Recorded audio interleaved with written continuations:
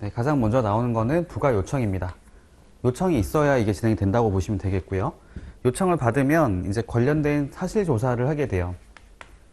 조사를 통해 가지고 그런 사실이 있는지를 보겠죠. 이 조사에 하게 됐을 때는 두 가지를 보는 겁니다. 첫 번째로는 덤핑 사실이 있는지를 보는 거고,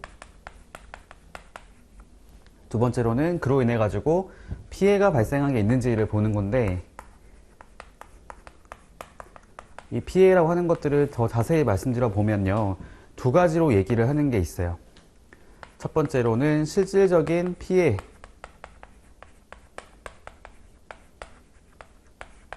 피해를 받았다. 그러니까 피해를 이제 입은 거죠. 피해를 입은 경우하고,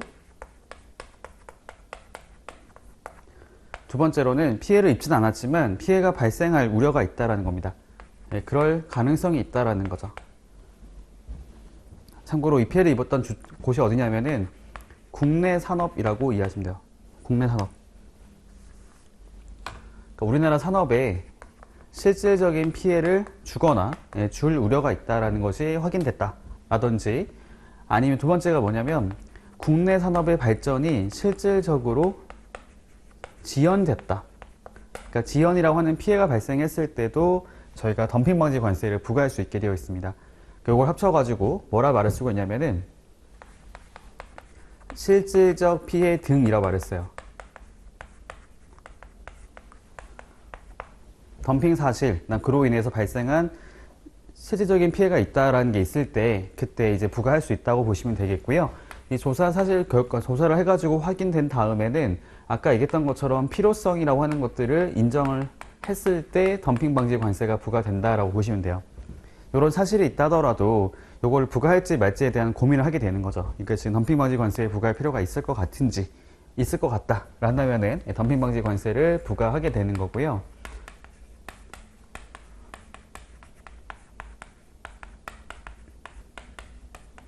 아까 얘기했던 게 부과할 때는 두 가지를 얘기하는 거죠.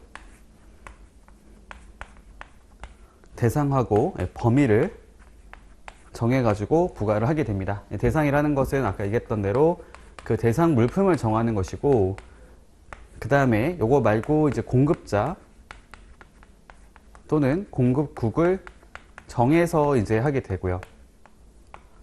부과하는 방법은, 범위는 아까 얘기했던 것처럼 이런 게 있습니다. 이게 어떤 구조를 갖고 있는 거냐면은, 네, 실행 관세율이 있죠. 실행 관세율이 아까 얘기했던 대로 그 순위에 따라서 결정되는, 실제로 적용되는 세율이라 보시면 되고요. 여기다가 이제 플러스 알파 형태로 부과되는 게 있습니다. 여기 바로 덤핑 방지 관세라 보시면 되겠고요. 여기에 부과되는 범위는 덤핑 차액 이하, 그러니까 덤핑 차액을 초과할 수는 없다는 거예요. 덤핑 차액 이하의 금액, 이 금액을 실행관세율에 더해서, 즉 추가하여 부과할 수 있도록 하고 있습니다.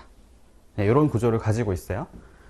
그리고 아까 제가 했던 게 뭐냐면 이 부과 요청이라는 것들도 두 명이 나왔던 거죠. 국내 산업에 이해관계를 가지는 사람인데 그 중에서도 대통령령으로 정하는 사람, 이렇게 나오는 게 있었고, 두 번째로는 주무부처의 장관입니다. 네, 주무부처의 장관.